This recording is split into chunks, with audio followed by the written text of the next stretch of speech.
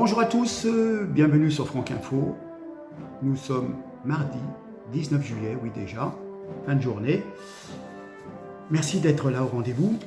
Alors, je me souviens qu'il y a encore une dizaine de jours, on parlait de l'affaire Hubert, qui elle-même nous a fait oublier l'affaire du Stade de France, qui elle-même nous a fait oublier McKinsey, qui nous a fait oublier les histoires de Rothschild Gate, qui a fait oublier Pfizer, qui a fait oublier Alstom. Ça nous a fait oublier Benalla. Je suis retombé sur une petite citation de Charles Pasqua, oui, qui nous dit « Charles, quand on est emmerdé par une affaire, il faut susciter une affaire dans l'affaire, et si nécessaire, une autre affaire dans l'affaire de l'affaire, jusqu'à ce que personne n'y comprenne plus rien. » Et en matière d'embrouille, Charles Pasqua, il connaissait un rayon. Oui, rappelons quand même. Allez, une petite vignette sur la perte de la souveraineté de la France. N'oublions pas Lafarge, Essilor, Alcatel, Alstom, bien entendu. Et puis la dette de la France, l'aéroport de Paris, etc., etc. Enfin bref. N'en jetons plus, malheureusement. Bien. On va parler du 14 juillet. La robe de Brigitte. Surprenante, cette robe. Manche longue, en plein été. Elle est dans une position quand même, comment dire, très très avachie pour une première dame de France. Bon, on est d'accord, elle a 70 ans. Elle ou lui d'ailleurs, je ne sais plus trop. Mais bon, comment dire, pensant pendant 2 heures, tu es sur ta chaise, tu représentes la France. Quand même. Oh, parce que moi, je vais vous faire une vidéo en étant, oui, non, le respect des citoyens qui sont représentés par le couple présidentiel. Voilà. Bon, enfin, les gens, certains n'ont pas compris, on dit vous êtes méchants. Non, bon, enfin bon, 2900 € dans une robe comme ça. Alors, celle-ci, elle n'est pas prêtée, parce qu'ils ont été obligés de la recouper, puisqu'au départ, c'était une robe soi-disant asymétrique, hein, Louis Vuitton, et puis donc on l'a mis à la taille de Brigitte, et du coup, ils l'ont fait droite au lieu d'être asymétrique. Enfin, une histoire comme ça, donc ce qui veut dire qu'ils l'ont coupée, et que, à mon avis, elle est payée avec nos deniers. Voilà, mais bon, c'est juste une petite parenthèse comme ça, hein, voilà. Hein. Enfin, ça fait quand même, quand on pense que les Gaulois réfractaires payent le carburant au prix fort et qu'on va vous doubler ou tripler à la rentrée certaines matières premières essentielles, on va vous demander de faire des efforts, de chauffer à 16 degrés, de réduire vos déplacements, ça fait quand même un peu marronner, pardonnez-moi l'expression. Hein. Oui. J'ai envie de faire une petite prière. Allez, je vous la fais. Petit Macron, qui est odieux, que ton nom soit oublié, que ton quinquennat s'achève, que ta volonté cesse en France comme ailleurs. Épargne-nous aujourd'hui ta connerie quotidienne. Pardonne-nous notre méfiance, comme nous pardonnons à ceux qui t'ont élu. Et ne soumets pas à la tentation de te baffer. Délivre-nous de ta présence, car c'est à toi qu'appartient la médiocrité, la méchanceté, l'incompétence et le déshonneur pour les années écoulées et à venir. Le jour des comptes et de la justice viendra, et ce jour-là deviendra férié. On se souviendra de toi par ces mots. Matraqué, gazé, emprisonné, éborgné, confiné. Que la justice divine vienne sur toi et le bonheur sur notre pays sans toi. Aucune oraison pour toi, petit Macron. Voilà. J'ai vu une vidéo sur une chaîne YouTube qui s'appelle Buzz Anti. Je vous la passe pour information, mais à mon avis, elle est mal datée. Ce n'est pas le 14 juillet, confirmez-moi, dites-moi. Je vous la passe. Macron hué par la foule. Regardons. Que se passe-t-il? Qu'entendez-vous? Que voyez-vous? Bien écoutez, j'entends des sifflets, hein. Beaucoup de gens qui sont en train de huer au passage du président de la République. Je ne sais pas si vous les entendez derrière moi. Absolument.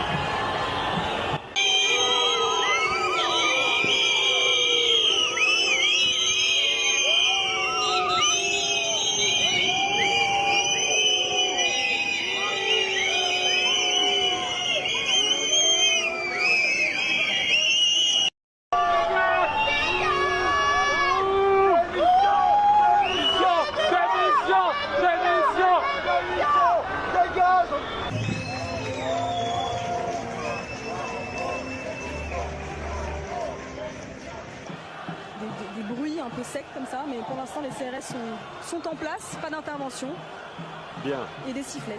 Bien, merci Lilia. Vous n'hésitez pas évidemment à revenir vers nous si la situation... Je réponds oui. Ceux qui ont regardé le défilé pourront me dire si c'est le défilé de cette année ou si c'est un défilé d'avant, époque des Gilets jaunes, quelque chose comme ça. Il me semble. Hein. J'ai un doute, mais bon.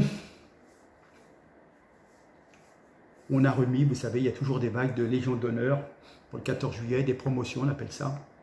Monsieur Blanquer, hein, bien sûr, qu'on a recasé à un poste en faculté, en université, a eu sa Légion d'honneur hein, pour service rendu, comme d'ailleurs Buzyn l'avait eu à l'époque, hein, pour sa gestion calamiteuse de l'épisode Covid, enfin à ses débuts.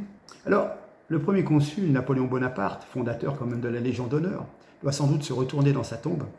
Le recteur de la Grande Mosquée de Paris est promu officier de la Légion d'honneur. Comment il s'appelle?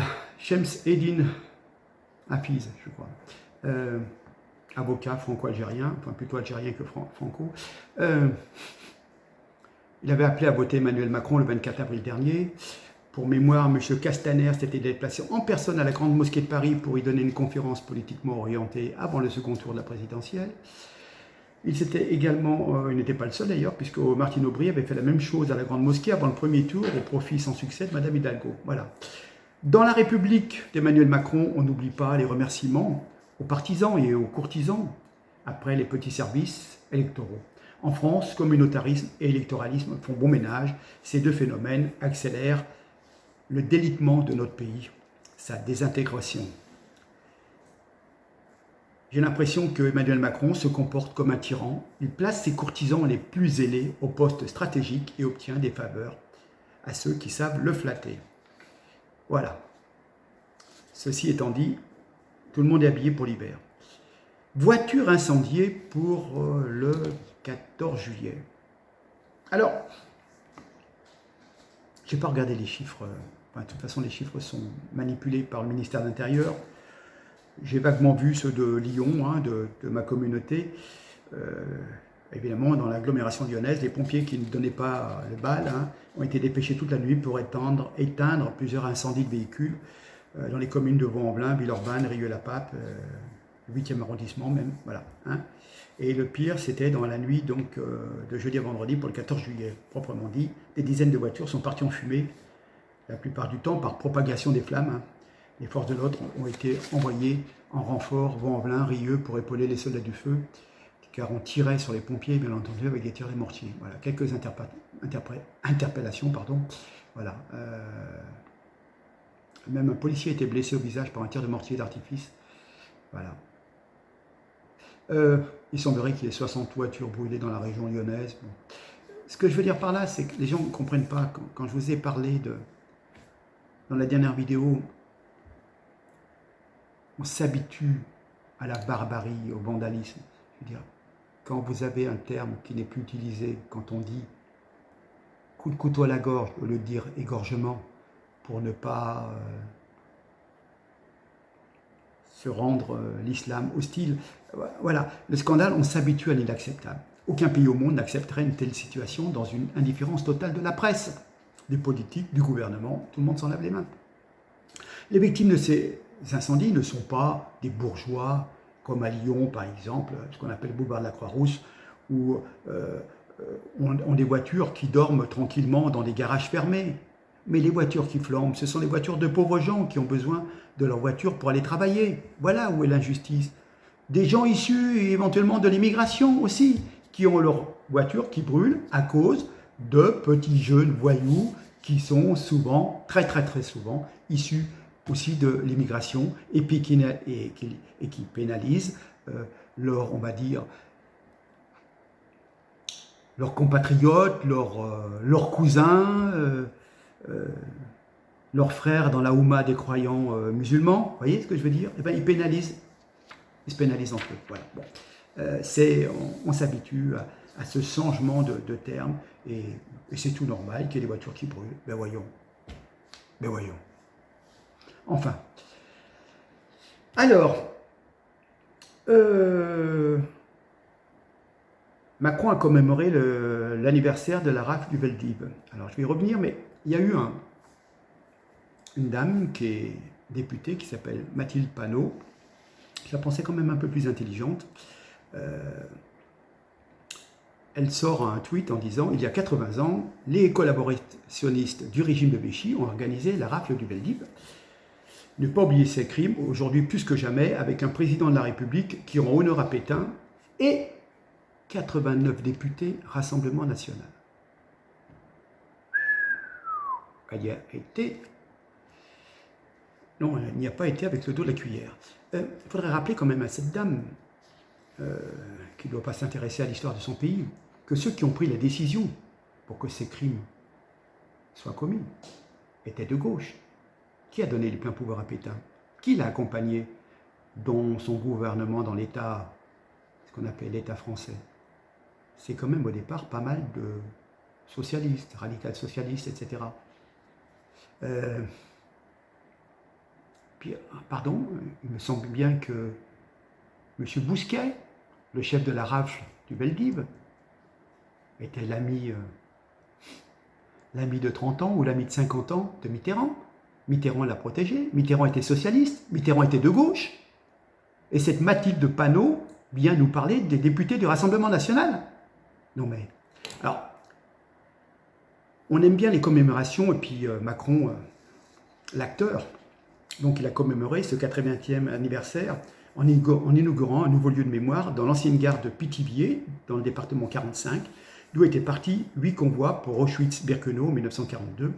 Une commémoration flatteuse pour le président, alors que l'exécutif français actuel fait en réalité peu contre les nouvelles menaces qui visent nos compatriotes de confession juive. Hein.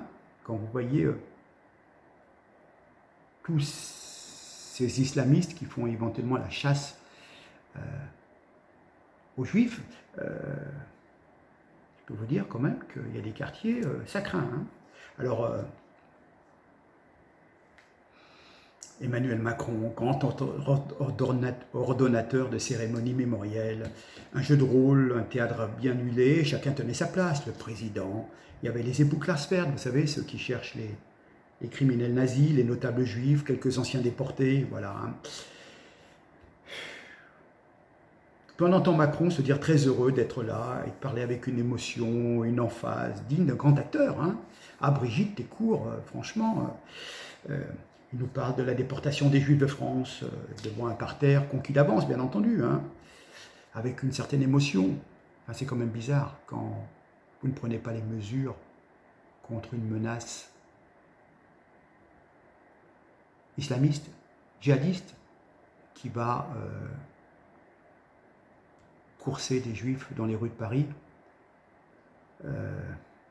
tuer des petites vieilles, les balancer d'un immeuble, etc., etc. C'est quand même un petit peu indécent. Si on regarde bien la réalité politique, si on regarde d'une façon objective, c'est bien joué, c'est bien gentil d'être toujours dans ce devoir de mémoire, mais concrètement, quelles mesures on prend pour assurer la sécurité des citoyens juifs et des autres citoyens qui sont traqués parfois par des hordes de, pour rester poli, on va dire des sauvageons. Hein. Alors, un petit retour quand même.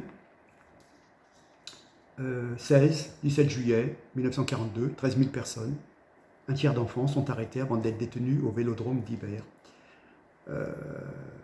Oui, on l'appelait le Veldiv, vélodrome d'Hiver. Hein, d'accord. Dans des conditions d'hygiène déplorables et presque sans eau ni nourriture pendant 5 jours, les pauvres. Dans d'autres camps, ici également, et puis ils sont envoyés ensuite par les trains de la mort, notamment, on en a parlé, vers Auschwitz. Seulement une centaine d'adultes en reviendront.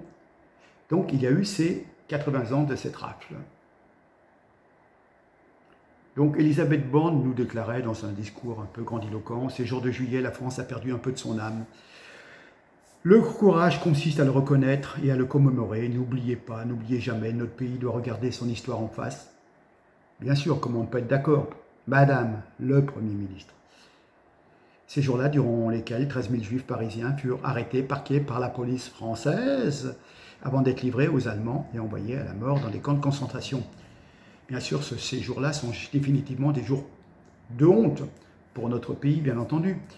Mais l'histoire de France ne se divise pas des pages sombres, il y en a eu beaucoup, et la repentance, les actes de contrition ne doivent pas être toujours du même côté, celui de la haine de soi. Comment dire, 20 ans après ce funeste mois de juillet 42, il y en a eu un autre, en 62. Je vous ai parlé la dernière fois des massacres d'Oran en Algérie. De 700 à peut-être 2000 Européens, principalement français, sont massacrés dans des conditions horribles par les sbires du FLN et des éléments incontrôlés de la population arabe d'Algérie. Et cela, le pire, et c'est pour ça que c'est quand même très très fort, cela sous l'œil de l'armée française, encore présente au Oran, 18 000 soldats français, sous les ordres d'un général qui s'est déshonoré à tout jamais, ou qui a obéi aux ordres de De Gaulle, je ne sais pas, le général Katz, et ils n'interviendront pas, ou tellement tard, après le début des massacres. Et cela est parfaitement, à l'époque, cohérent avec le gouvernement français de l'époque. Ministre de la Défense, un certain Pierre Messmer, avait interdit aux officiers français de rembarquer avec eux les harkis, préférant les abandonner avec femmes et enfants aux égorgeurs du FLN.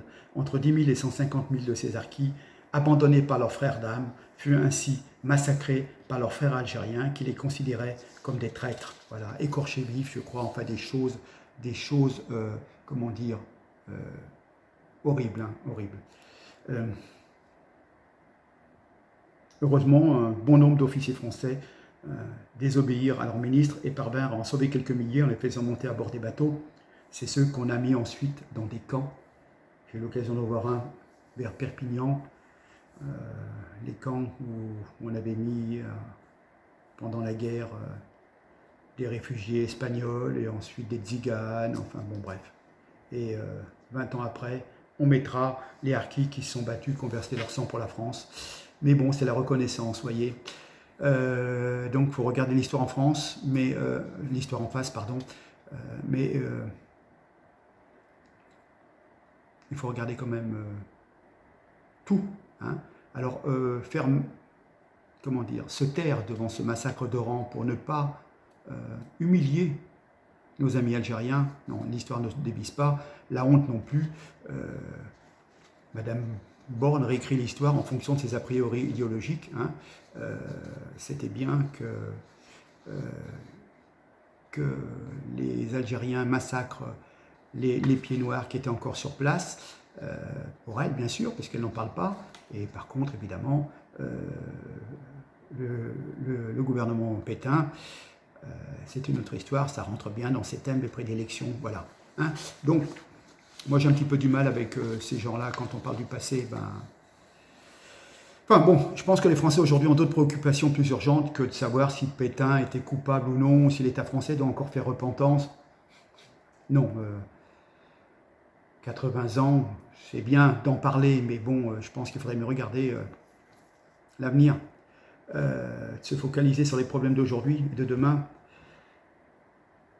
J'ai l'impression qu'en France, et on l'a vu pendant la campagne présidentielle avec Zemmour qui nous reparlait de l'histoire de Vichy et tout, mais on se focalise un peu trop sur le passé, hein, à refaire toujours, avait-il tort, avait-il raison, etc. On ferait mieux de regarder les problèmes qui se présentent de nos jours. Cette invasion migratoire, cette violence, cette barbarie dans nos rues. Non, on n'a pas demandé ça, hein, on n'a pas demandé ça. On a accueilli beaucoup de gens qui ont eu tous les droits, hein, tous les droits, hormis le droit de vote parce qu'ils n'étaient pas de nationalité française, mais enfin le droit de toucher des allocations, le droit au logement, le droit à l'éducation, le droit à l'hospitalisation, aux soins, etc. Donc quand même, on a beaucoup offert et toute cette violence et cette barbarie en échange, voilà.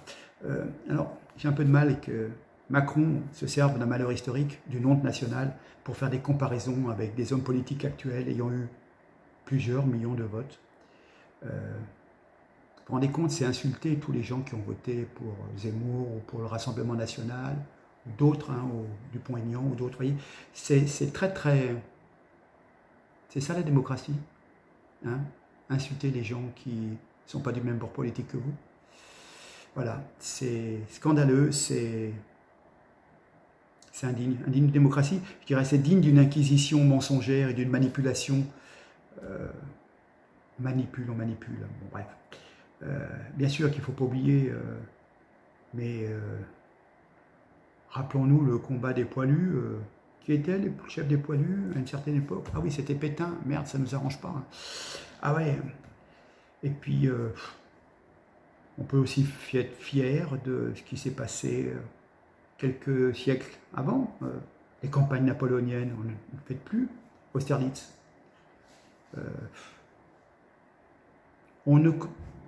Et c'est là qu'on voit l'effacement de la France. On ne cherche plus à commémorer les périodes glorieuses de notre histoire, et elles sont nombreuses. Et on vous parle toujours que de repentance. Battez votre coulpe. La France a, comme tous les pays, une part d'ombre dans son histoire, mais on peut aussi regarder nos belles victoires, notre histoire glorieuse. C'est ce qui a fait aussi la France.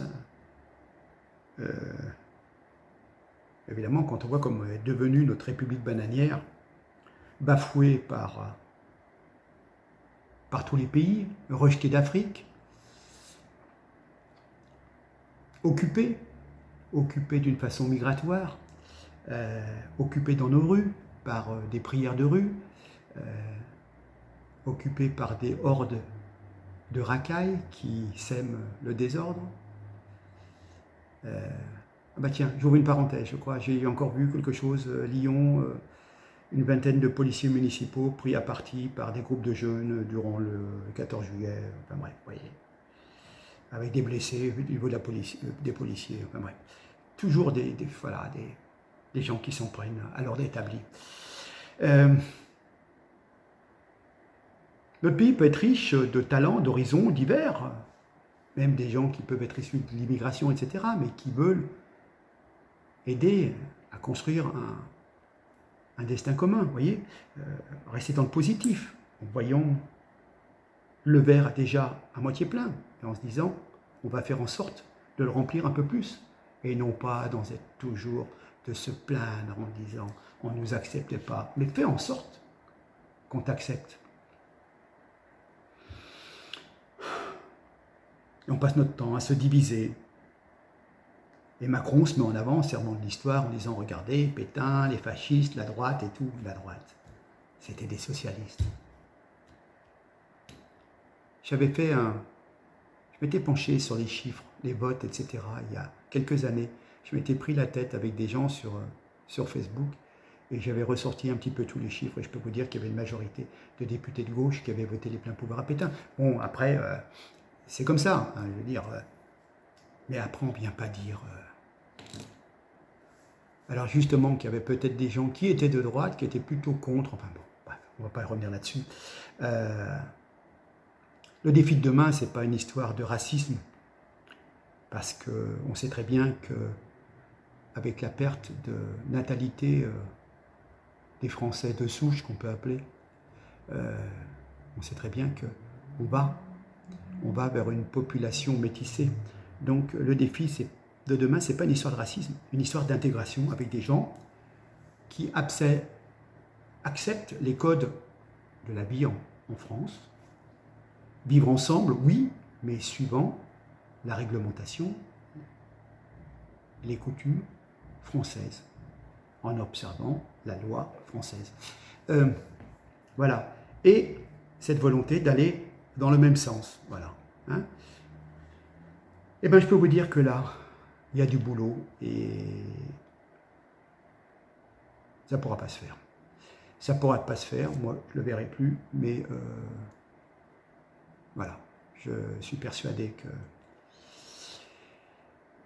c'est très compliqué, c'est très compliqué. Il n'y a pas une volonté assez forte des gens. Les gens se laissent abuser par les propos des politiques, des médias, etc., etc. Voilà. Les gens trouvent normal que Brigitte ait une robe de ce prix, et en plus, elle en est ridicule, malheureusement. Voilà. Est-on obligé de porter des talons de 12 cm de haut à 70 ans? Non. On peut être élégant, chic, avoir un peu de tenue. Mais voilà, simplement. On n'est pas obligé d'être en Louis Vuitton. Mais bon. Que voulez-vous dire? Et les gens, on les fait payer, et ils sont encore là à défendre leurs bourreaux, à défendre ceux qui leur prennent l'argent dans la poche. Mais je peux vous dire que en cette fin d'année, après les vacances, attendez-vous à des jours sombres. À des jours sombres. On nous promet une économie de guerre. J'y reviendrai. Vos économies vont vite fondre pour payer le surplus du chauffage, du gaz, de l'électricité, etc., etc. Bref, et encore bien content si on ne vous prend pas de l'argent sur vos comptes. Sur ce, je vous laisse. Voilà, je vous ai fait un petit tour sur le 14 juillet. Je reviendrai aussi prochainement sur les conditions climatiques. Là aussi, c'est une imposture. Ah, la dernière fois, ça me vient d'un seul coup, je me disais, j'ai oublié quelque chose. J'ai eu l'occasion, dimanche, de manger avec des collègues, des connaissances, des amis avec qui on était partis en vacances, qui sont aussi un peu danseurs et tout. Et alors, c'est dommage, je ne l'ai pas dit avant. Je discute avec une dame qui fait de la coiffure à domicile. Ouais, donc elle a des rendez-vous, elle se déplace chez les gens, elle les coiffe. Elle fait des coupes et tout. Et parmi ses clients, elle a un couple qui a accueilli une Ukrainienne. La quarantaine, grande, brune, avec les cheveux pratiquement jusqu'à la taille, et une petite fille de 9 ans. Bon, c'est bien, c'est bien. Elle arrive là-bas, dans une super villa. L'Ukrainienne est au bord de la piscine avec son jus d'orange sur une chaise longue. Elle lui fait ses cheveux, lui coupe, la coiffe, la coupe, ouais, coupe de cheveux, etc. Et au moment de se faire payer, elle dit, vous savez, maintenant vous pouvez traduire avec votre smartphone, ça fait traduction instantanée. Et l'Ukrainienne dit, ah moi je ne paye pas, il a été dit que je suis à la charge des gens qui m'hébergent. Alors, cette dame est quand même nourrie, logée. En discutant, on apprend qu'elle ne souhaite pas retourner en Ukraine parce que son mari était méchant et elle s'en fout de son mari. Donc par la suite, elle se trouvera bien un Français qui voudra d'elle. Et puis, on apprend en discutant qu'elle va avoir droit à la fameuse carte bancaire pour les migrants, 560 € tous les mois d'argent de poche. Ah oui, elle est nourrie, logée, blanchie. Donc c'est 560 € pour elle. Voilà, plus l'aide médicale d'État. Alors il faut savoir qu'avec cette aide médicale d'État pour les étrangers, lorsqu'ils se rendent chez un médecin, chez un spécialiste, c'est facturé moins cher. Admettons qu'une visite d'un spécialiste à 80 €, et bien le spécialiste, lui, il perd un créneau de rendez-vous et il va encaisser auprès de la sécurité sociale, je dis à titre d'exemple, hein, mais c'est un tarif négocié à la baisse, il va peut-être encaisser que 50 € pour une demi-heure ou 3/4 d'heure de consultation, alors que si vous y allez, vous payez 80 €. Vous voyez ce que je veux dire? Voilà, hein, c'est simplement. Donc voilà. Donc cette personne, écoutez, elle va rester le plus longtemps possible en France. On lui donne 560 € tous les mois, et puis cool, nourri, logé, et puis les gens disent oui, mais bon, il faut bien qu'elle prenne un peu de bon temps, la pauvre, ils ont eu des problèmes, etc., etc. Oui, mais enfin, un moment, tu cherches du travail, tu prends des cours, ça fait combien de temps là? 6 mois, tu as pris des cours de français? Non? Ah, tu restes au bord de la piscine? Ah, ouais. Donc, vous voyez, cette immigration, ben voilà, donc ils ont droit à des soins qui sont payés moins cher que pour vous. Bien sûr, on prend en charge les lunettes, les appareils auditifs, les dents, on soigne tout le monde, nickel, tout le monde repart à neuf. Hein. Ah, c'est beau la France. Mais alors vous mettez la main à votre poche pour payer. Voilà. Donc vous voyez qu'à un moment, quand les gens peuvent dire vous tenez des propos racistes, non, pas du tout. Je tiens des propos souverainistes. D'abord, les Français d'abord, comme disaient certains. Non, mais voilà, après, je suis bien gentil, mais à un moment, il y a de l'abus, quoi. Je veux dire, il y a des situations, elles ne peuvent pas rester comme ça sur la durée. Voilà, c'est tout ce que je voulais dire. Enfin, franchement, nourrie, logée, elle ne peut pas payer son coiffeur, et bon, je n'en dirai pas plus. Je n'en dirai pas plus. Oh, mais il est dit que je suis à la charge, donc je vais faire venir le coiffeur tous les mois pour me faire une petite coupe, et puis en même temps, je peux peut-être faire venir la manicure et le pédicure, Et tout ça payé par les gens qui ont la gentillesse de m'héberger. Bon, je suis à 30 minutes. Je suis fou. Allez, je vous dis à très bientôt.